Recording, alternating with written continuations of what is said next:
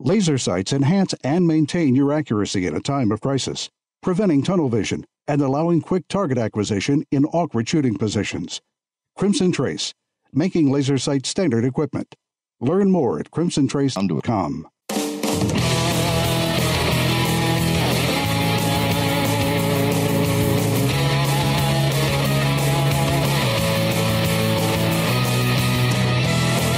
Today on Tom Gresham's Gun Talk, an ammo company makes it easy. One box of ammunition with both training and defensive rounds. Plus, hunting and long-range classes at a Texas ranch. Being cautious of speaking to media outlets as a pro-gun advocate, and more. So call in now with your questions, comments, and range reports to 866-TALK-GUN. And now, here's Tom Gresham. Alrighty, I'm glad that you are here because I am going to have a bunch of fun today. You know what? You can be a part of that as well. All you have to do is give me a call, 866-TALK-GUN. Get you in here. I'm Tom Gresham. It's Gun Talk. We're going to be talking about guns, gun rights. Sure, we're going to be talking about that a lot. We'll talk about your favorite guns. I have a question I'm going to throw out because we're going to have, and just a heads up, it's a little bit of radio inside stuff here. We're going to have a lot of guests on today. And so we will have to sprinkle your calls in the middle of all that. So if you want to get involved, you better call me early and get in line, and we'll make it happen. Question for you.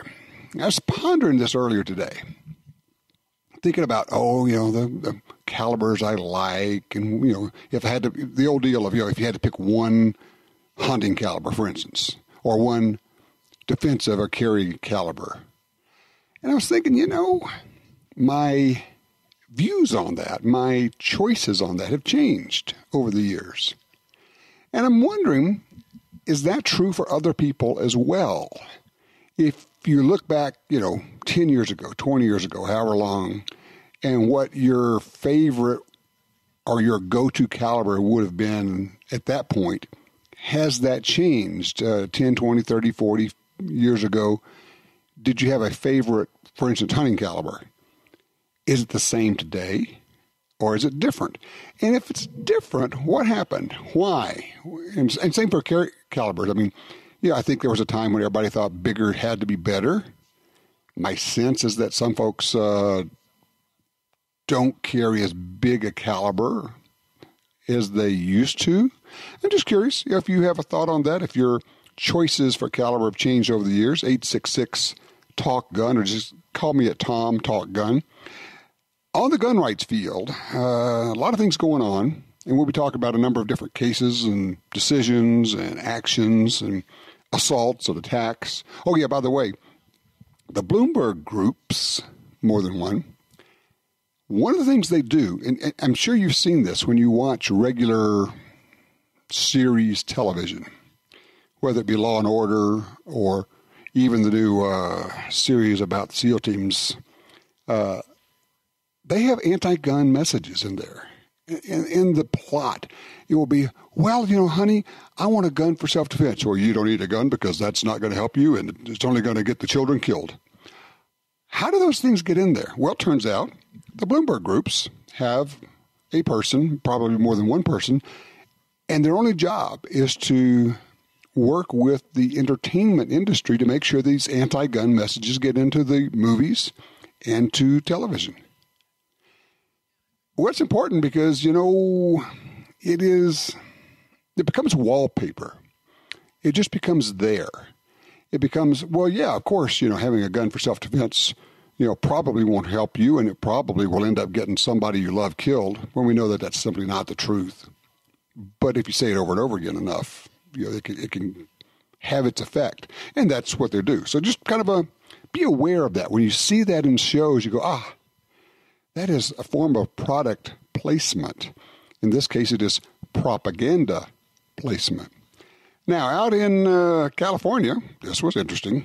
We don't get this very often. The Ninth Circuit Court of Appeals issued a ruling that many consider to be a pro-gun ruling.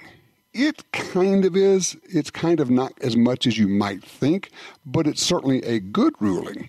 What they did was they upheld an injunction, a district court injunction, temporarily blocking the enforcement of California's ban on so-called large capacity magazines. Here's the deal. Right now, where the California law is, if you have a magazine that holds more than 10 rounds, you have to get rid of it. You have to destroy it, turn it in, get rid of it, get it out of the state. You can't own it. You can't have it. And it's an offense that is punishable by a serious fine or up to 1 year imprisonment in jail. Amazing stuff. So this district court opinion was upheld by the Ninth Circuit. It's not quite the strong Second Amendment opinion that you might think. I tell you what, when we come back, I'm going to tell you why. But it's very good, and there's a lot of good in it. And I think when we look back at the district court's opinion, you're going to be really impressed. Our number is 866-TALK-GUN. Is there a caliber that you have gone to that's different from what you used to? That's kind of the question on the floor. Or just give me a call, Tom Talk Gun.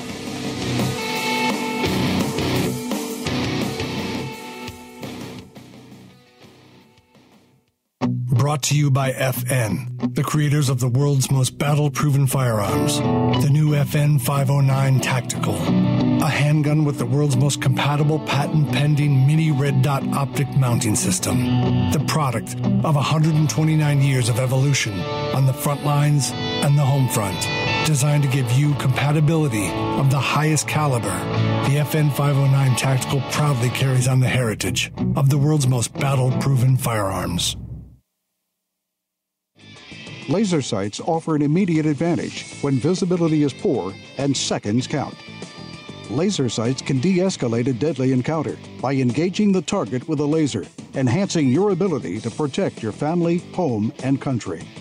Call 800-442-2406 or visit crimsontrace.com for a free copy of our laser training video, The Laser's Edge, and learn why Crimson Trace is making laser sights standard equipment. Hi, this is Tom Gresham from Gun Talk.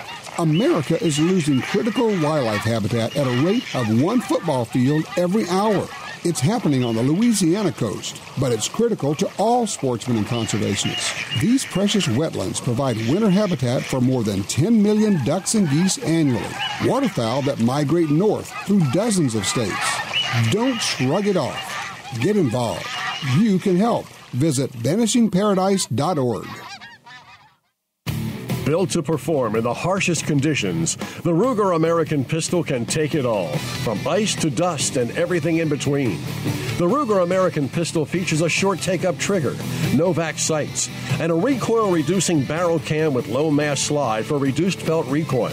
Plus, a modular grip system with 3 sizes to fit almost any hand. Check it out at Ruger.com.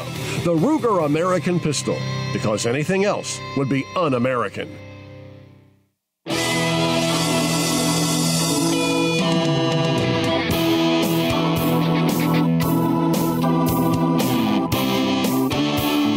We're talking about this decision out of the Ninth Circuit. Not usually a place where we find strong Second Amendment decisions. But in this one, they have upheld a preliminary injunction against magazine confiscation in California. And the courts are going to continue to block this California law for a while here. I'm looking at some of the writings by David Kopel. Very interesting stuff. Ninth Circuit Court of Appeals upheld the federal district court injunction and against the California law. David Kopel, submitted an amicus brief to the Ninth Circuit. He says the brief argued that the correct standard of review is the one from Heller. Bans on arms in common use that are typically used by law-abiding citizens for lawful purposes are categorically unconstitutional. Let me say that again. Under the Heller decision, the U.S. Supreme Court decision, you cannot ban guns that are in common use, that are regular, arms. Certainly, magazines that hold more than 10 rounds are standard magazines. Most pistols, for instance, come with magazines that hold more than 10 rounds. So what happened here? Well, the Ninth Circuit looked at this, and they're not saying that the law is bad. What they're saying is the district court acted within its scope. So it was okay for it to act that way. They're not saying, we agree with the decision. They're just saying that this court acted within its powers. But if you go to the district court's opinion, you find something pretty interesting. Here's what it says there. It's almost as if I wrote it. The district court's opinion says this: violent gun use is a constitutionally protected means for law-abiding citizens to protect themselves from criminals.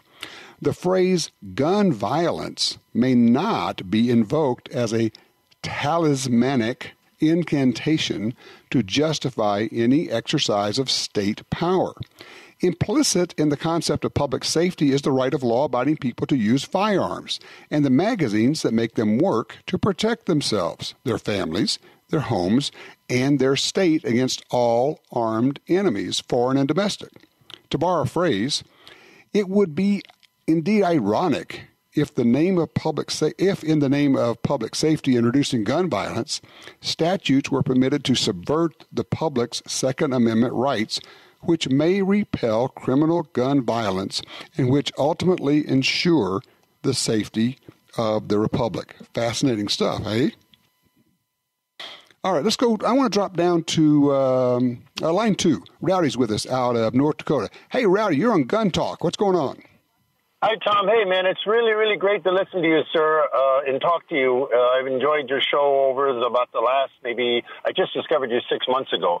But anyway, I heard you mention a couple of shows ago about the laser light system, and I was at Cabela's recently, and Laser Light sells this pretty expensive kit. It's about $300. It's called Laser QuickTime Kit. It comes with a blue pistol, looks like sort of like a Glock with a built-in laser, uses batteries, and it has a target. And it's, and it shows you where you're aiming at. It's $300, pretty expensive. I'm wondering, I have 2 young children, 10 years old and 7 years old. I have not introduced to shooting yet. And I'm wondering if that would be a good start. Yeah. Well, I've used the laser light system, and it is wonderful. It is tons of fun. And it can be a good trainer. However, well, let me just say this. Yes, I think it would be an interesting thing to add. I think it would be useful. I think it would be worthwhile. At the same time, if you really want to introduce your kids to shooting, you should introduce them to shooting with something that sends projectiles downrange. The laser trainer is a good trainer, and it's tons of fun. But I think it should be used in conjunction with a pistol, if you're going to do pistols, pistol of some sort, air gun, BB gun, pellet gun could be a way to start. Even airsoft guns, because it allows you to teach all the safety fundamentals. Wearing hearing protection, eye protection, muzzle control, the 4 rules of gun safety. I don't want to say that you shouldn't go with the laser light system because it is very cool and very worthwhile. But at the same time, I would, and certainly if you want to start it with 22s, that works as well. I would kind of encourage you to think in terms of something that shoots projectiles to get them used to that and incorporate the laser light system as part of that package. Does that make sense? Yes, sir, it does. I was thinking of the laser light because it says you can shoot anywhere. We can do that in a house regardless, whereas pistol, we'd have to go out somewhere to a range. But you did mention airsoft. I never thought about airsoft before. Would you say airsoft and BB guns would be sort of equal? I'm thinking airsoft is not that accurate. So how could you have somebody have fun? It kind of depends. The question is, how accurate does it need to be? If you're teaching them to shoot at 5 yards, even 5 feet, if you're knocking over Dixie cups, for instance, with airsoft, they're having a ball, they're learning to shoot, and you keep moving them a little bit further back, I mean, you'd be surprised with an airsoft gun, a good quality one, you have no problem hitting target at 10 feet anyway, and you can shoot indoors, you can shoot in a garage. When you move to a BB gun or pellet gun, it's a different level, and you really have to watch out for your backstop, maybe a garage with some kind of backing, and use a low-powered pellet or BB gun, because there's some real high-powered ones that, frankly, will go right through sheetrock. You got to be careful with that. But yeah, I think maybe, what do you think? I think maybe airsoft and a BB gun would be alternatives. You could do those in a garage. By the way, airsoft you're probably okay with. BB guns, I'm just going to throw this in out. Check your local regulations because, believe it or not, there are some cities that prohibit shooting BB guns inside the city limits, even in your own home. Weird, I know. So, well, look, I wish you luck with it, Rowdy. I think it's very, very cool. Let's go down to Bob on line 3, San Antonio, Texas. Hey, Bob, what's on your mind? Howdy, Tom. Well, many things. You'd asked about favorite calibers and calibers we've come to love. Yeah. Can I suggest a trio? Yeah. 45 Colt, 410, and 303. 45 Colt, 410, and 303. Okay.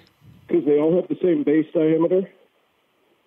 And depending on what you're doing, they can take the same primers. Okay. And meaning, so when we were afraid that a certain person was going to become president, was going to ban everything, I was looking So at what everybody's buying primers like crazy? And what can I keep shooting, even if I couldn't buy brass, even if when I have a case neck split on 303, I could knock off the top of the case. Now it's a short 410 cartridge, or it's a 45 Colt cartridge. And you have given this a lot of thought, haven't you? Well, reloading is fun. Well, that's true. That is certainly true. Okay, so I like that idea. Let me ask you, how has your choice of favorite caliber evolved or changed through the years? Well, when I started carrying while teaching, I went to 380 because it's a lot easier to conceal. I can pocket carry a Glock. Mm-hmm. I embraced the 22 Magnum for the first time because suddenly those little NAA pistols had a real application for me. The Black Widow just disappears in almost anything. I can give a presentation at the college and no problem. No one's ever going to see a thing. Interesting. That's probably. And now that the single stack and double stack 9s are so common, I was a 45 guy and I moved over to 9 millimeter because I can practice cheaper. And the bullet selection is so good, the ammo is so good that what the heck, I really have found that the 9 millimeter does a lot of stuff that I didn't think it could do. I think you're probably in good company there. I think a lot of us who used to say, 45 or 40, the phrase I heard, a lot was, I'll use anything as long as it starts with a 4. And then we started looking at the stats and realizing that the 9 millimeter works just as well in self-defense as a 40 or a 45. There's literally no difference at all. As you say, the ammo is a lot cheaper, and you can carry in the same size pistol, you can carry more rounds. And honestly, that's kind of where I've ended up as well. Yep, and I can hand a Ruger P95 to almost anybody, and that gun is so easy to shoot. The recoil is so light, and the action is so smooth when it's running that people who are kind of scared of smaller guns find that really easy to shoot. It has a nice broad, the web of it where it hits the web of your thumb is nice and broad. Right. It's just a very well. soft It's a heavy gun. It's a kind of a bigger, heavy gun, and that really helps tame the recoil of the 9. As we like to say, the massive recoil of the 9 millimeter. Yeah. Well, and if their hand is small, they can cock it, and then the trigger reach on the Ruger P95 is really not that big, so especially in single action. So it's a pretty easy gun for a lot of people to shoot. And it is, of course. And it's 9 millimeter. Of course, gosh, P95. One of the funnier. This goes way back because for those who don't know, the Ruger P95 was supposed to be introduced in 1995, and there was a funny T-shirt I saw because the thing was delayed. I don't know if you remember, like 3 years before it actually came out. It was crazy. It was announced, and it took forever to come out. And that was in the old days of Ruger. Now they bring them right out. But back then, there's a great T-shirt that said Ruger P95, and then there was a strike-through on it. P96, there was a strike-through on that. P97. Well, P97 is a great gun, too. So, but, yeah, anyway. So, all right. Well, look, I appreciate that. That's some fascinating stuff. Now, let me ask you a question. See here, we're talking about politics, splitting up the family. This is something we talked about last week, but it continues on to this week. Anti-gun folks, you got something there. Yeah, I've got a real anti-gun family member. It pretty much has split up the family gatherings now because if she doesn't approve of you, you're treated like dirt. So it's kind of messed things up. And this what person does is so anti-gun. Go ahead. I just say, okay, okay, if you say I don't approve of that or I don't agree with you, I mean, I have dinner with people who I don't agree with, on politics, but we just kind of choose not to get into it. Is this one of those deals where she feels empowered or superior, so she has to say something about it? Yeah, we had long diatribes at dinner about how Hillary should have won, and if she had, she would have banned all the guns. And yeah. Well, of course, the answer to that is, and that's why she didn't win. She also wants the police disarmed. So, I mean, this person is pretty far off. Oh, okay. Yeah, all right. Well, that's fine. Yeah. Once somebody says, yeah, I want to disarm the police as well, you're going, okay, we really cannot find any middle ground. Unfortunately, and I think that's what I'm hearing in your case, a lot of times you can't even get them to stop to say, look, we can't talk about this. You're not going to agree with me. I'm not going to agree with you. That doesn't mean you're a bad person, and it doesn't mean I'm a bad person. It just means we disagree. So let's just go on to another topic. Some can't let that go. I'm a bad person. So are you. Oh, you're a bad person because of your views. Yeah, well, there you go. Yes, sir. All right. Well, look, I appreciate the call, Bob. Thank you very much. Let's see. Yes, we can get in this. Frank on 2. We've got about 1 minute for you. Dive in, please, fast. Yes, Tom. I'm in New Jersey, and they just passed a gun law that if I don't like you and you're my neighbor, I can just go over and make a complaint to the police. They can come out and take your guns because you're a danger to me. Yep, it's a confiscation law. Yes, and anyone, you're also limited now to 10 rounds of ammunition, but nobody can define how to disable or make your old magazines legal. And I've called the governor, who gave me the attorney general, who gave me to the state police, who gave me back to the governor's office, who gave me back to the state police. Mm-hmm. And I went to my local police, and they said they have no idea what's going on. It's the usual stuff, and we're making New Jersey a sanctuary state and no chance of a carry permit. Yeah, I hear you. Look, thank you for your call. New Jersey's unfortunately quite the mess for gun owners, and it's a sad state of affairs. Hey, you hear about this deal with Sacha Baron Cohen, the Borat actor, and his new show where he's interviewed a bunch of gun guys? Well, we're going to have a story from somebody who threw him out of his store.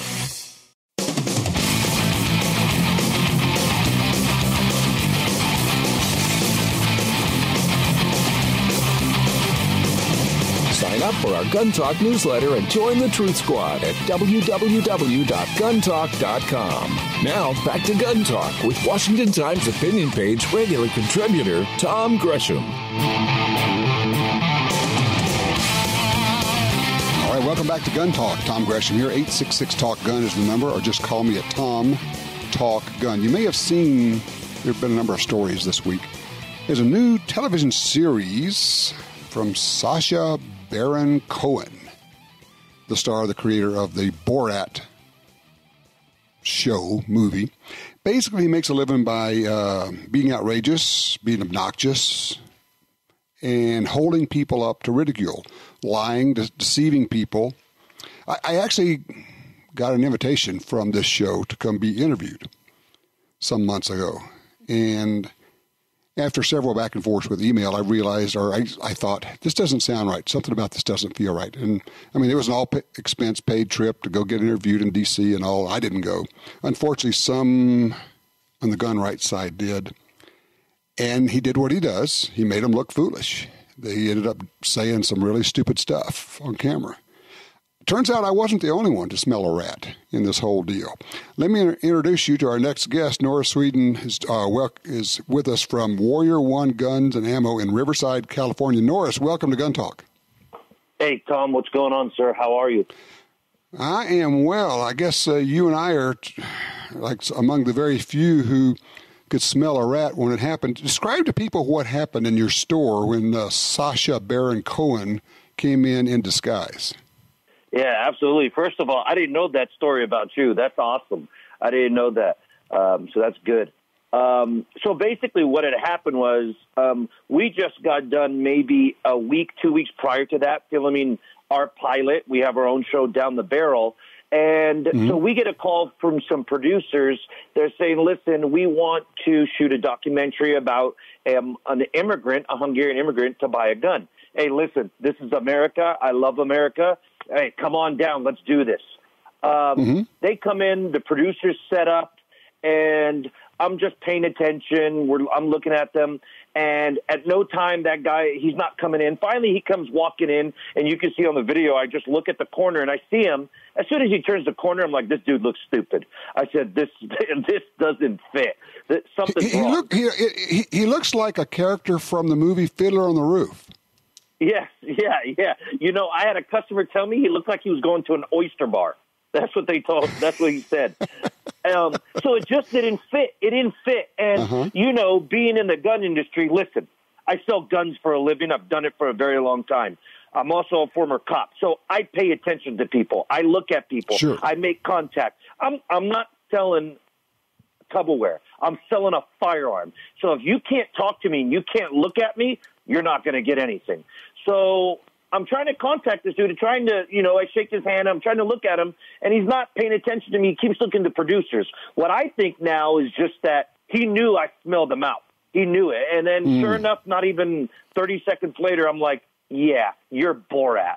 And as soon as I said that, he just took off and went out the door. And that's what actually pissed me off is like, why did you run? If you want to have a joke and you want to make fun, we can do it in good taste. I don't have a problem. But he just took off, ran, and left the producers and all the other personnel in my store. Well, what did they, obviously this guy, the Sacha Baron Cohen, he takes off running, he leaves your store, runs away because he, you know, of course he wasn't there to like have fun or, you know, make a funny kind of show. He was there to embarrass and ridicule and hold you up and make you look like a fool. So what happens when he leaves and you turn and the producer and the camera operators are there? Did you talk to them?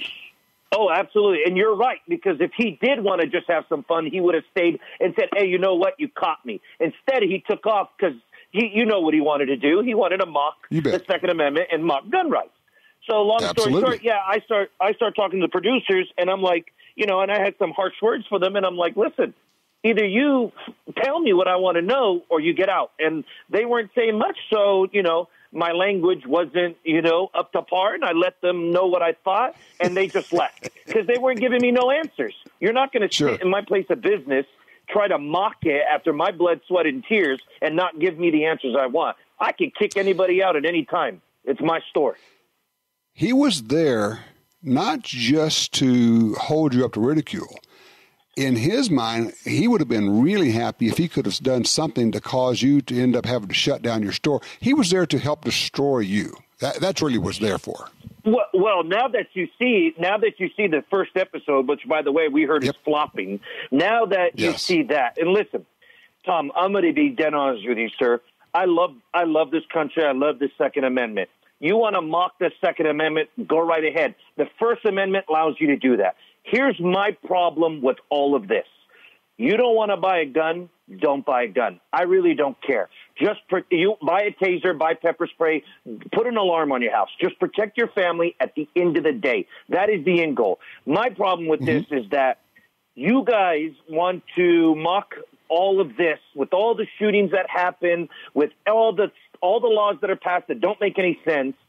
You get these gun rights guys and you put them on TV, which in my opinion, I'm sorry to say, Tom, they are outdated. They don't know regulations and rules, and they made us look stupid because they're stupid. I'm sorry to tell you, you don't put a bunny on a gun, you don't put a dinosaur on a gun, and you are a gun right activist and you point it. That just didn't work. So my problem with that is those guys. My second problem is Showtime. It's a double-edged sword. Don't put toys on guns, and then the next time a school shooting happens, well, guess what? You're responsible too. Because what kind of stupid show idea is it when you're putting, I want to put guns in 4-year-olds? Really? Let me explain, Norris. One of the things. Let me explain. In the Borat character, the character he adopted for he was deceiving his other guys, was the idea was let's not arm teachers. Let's arm that actually the children in schools. And I'm with you, man. I'm trying to figure out how bizarre is it that a couple of our supposed Second Amendment advocates got hornswoggled, got tricked into buying into that concept. I'm still scratching my head. That's just bizarre. I can't figure it out. And then you have congressional members, that sit in a political position that's saying, oh, we want to arm kindergarteners. We want to do this. Listen, guys, are you stupid or what? Okay, that's common sense. No. To be fair, look, I've been in television for 25 years. I know how stuff can get edited. So I don't know what actually happened. I don't know if they had if they put the answer to the right question or if they taped an answer and then threw a different question and cut them together. Because I've sure seen, that's the old Katie Couric method. So I'm willing to give them a little bit of a benefit of the doubt. But I got to tell you, Norris, I'm kind of on your side on this. It's like, what are you guys thinking? Yeah. The guy I'm not going to give any slack to is the one that was holding the bunny with the gun, had the bunny on top of the gun. You're not getting no slack from me. Yeah, exactly. You got to be kidding me. Hey, Norris, you did a great job. You spotted it. Your spidey sense, your cop sense kicked in.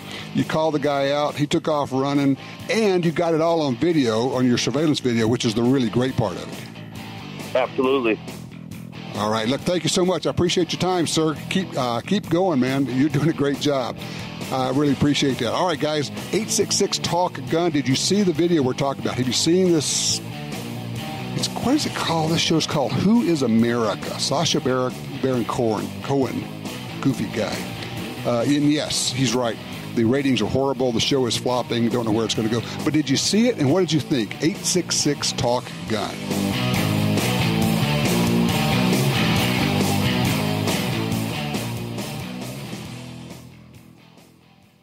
Face it, sometimes more is better. That's the idea behind the double-stacked full-capacity pistols from Springfield Armory. From the groundbreaking XD to the ergonomic XDM to the latest refinements in the XD Mod 2 series, you can get subcompact, midsize, and full-size pistols in 9, 40, and 45. Carry, target, or tactical models. Fast, accurate, dependable. Don't come up short when it matters. Go full cap. Go Springfield Armory. Springfield-Armory.com. This land, once wild and free, fades now from our memory. But I remember what it was like, what we were like, what we are capable of when we band together. Perhaps more than any other landscape, wetlands embody the life-giving abundance that nature has to offer. And perhaps more than any other organization, Ducks Unlimited is working to ensure that our continent's wetlands not only survive, but thrive for generations well beyond this one. These natural wonders are where waterfowl begin their cycle of life, where the deer and the antelope play, and where we, the people, gather together to see and share what makes the outdoors so great. The time is now to band together with organizations like Ducks Unlimited. The time is now to rescue our wetlands. Attacks happen every day. How will you react? See real people put into real-life criminal attack situations on First Person Defender. Discover what works and what doesn't. Kidnapping, ATM robbery, home invasion, and other attacks. Learn how to save your life and the lives of your family. Get the entire first season on DVD at ShopGunTalk.com. Get prepared. ShopGunTalk.com. This is Jeff with Black Hills Ammunition. Our new rifle ammunition line, featuring Hornady's extreme low-drag bullet design, is a big step forward in long-distance performance. When you want the ability to shoot way out there with accuracy, flat trajectory, and minimal wind effect, our ELD ammunition is the right choice. The high ballistic coefficients and Black Hills Ammunition carry manufacture gives you the advantage. Black Hills Ammunition, the power of performance.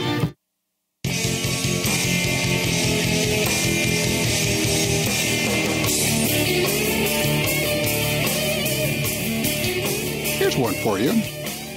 At College Hill, Ohio, a man shot a dog that bit him while he was walking through College Hill, police said. The dog, said to be a pit bull, was shot in the head and died.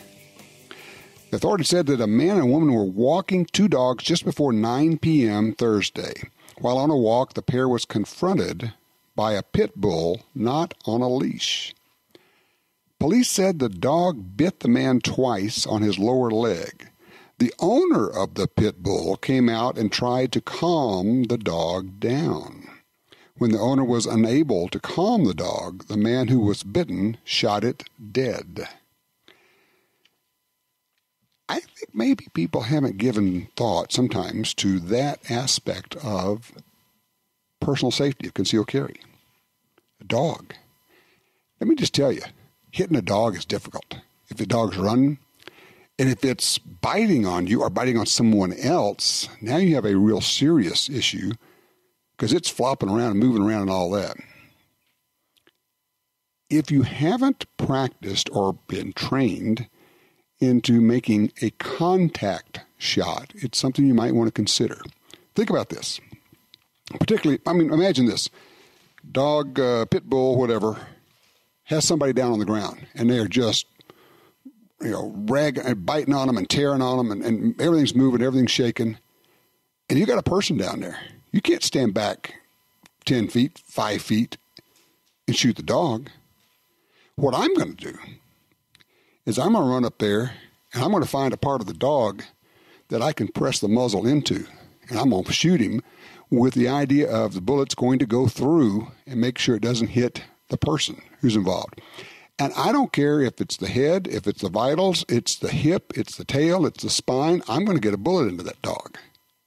Because more than likely, once you shoot this dog somewhere, it is going to stop attacking this person. Contact shot. If you have a semi-automatic pistol and you press the barrel into something, it can push the slide back slightly. It's called being out of battery. And when that happens, the gun will not fire. What do you do? This is going to sound weird, but trust me on this one, okay? If you have something like a Glock, an M&P, an XD, a polymer-fired gun, something without a hammer, okay? No external hammer. It's going to sound weird. You're going to think I'm crazy. Put your thumb on the back of the slide and shoot it. You're going to think, you're going to tear your thumb off. No, actually, you're not. It's not going to tear your thumb off. It's not even going to hurt you. You can also grab the slide, if you're shooting right-handed, for instance, grab the top of the slide with your left hand, push it forward, push the whole thing into whatever it is you're shooting, press the trigger. Now, when you do that, you're going to induce a malfunction.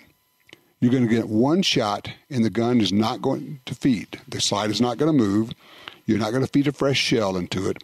You have just induced a malfunction. But it went off once. That's easy. Rack the slide. You throw out the empty, it's going to pick up a fresh round. If you need a second shot or more shots, you have them available. You don't get this skill by hearing me talk about it on the radio. And you don't get it by reading about it. You get it by going out and doing it, actually pressing the barrel into a target and firing a contact shot. This stuff can be slightly hazardous. And I'm just going to suggest you might want to think about that. Get an instructor. Get somebody who knows what he or she is doing and learn how to make a contact shot. I just think, you're probably just about as likely to need your firearm for that as you are for a two-legged predator. And I got to tell you, man, if I saw a dog knock down an old lady or got a kid on the ground, I'm coming in. But the last thing in the world you want to do is get involved and end up shooting the person who is actually being attacked. So you got to figure out, how am I going to do this? Where's the bullet going to go? What's the pass-through? You got all that, and it's all going to be happening real fast. That's why you think about it ahead of time. You have your plan, and then you go in and you do it. And just understand that you got to make sure you don't press the gun so hard that you take it out of battery, and now it won't go off. It literally will not fire. So you put your thumb on the back of the slide, or you put your other hand, your weak hand on top of the slide. You do what you got to do. It's all a matter of getting training, being prepared. We'll be right back with more Gun Talk.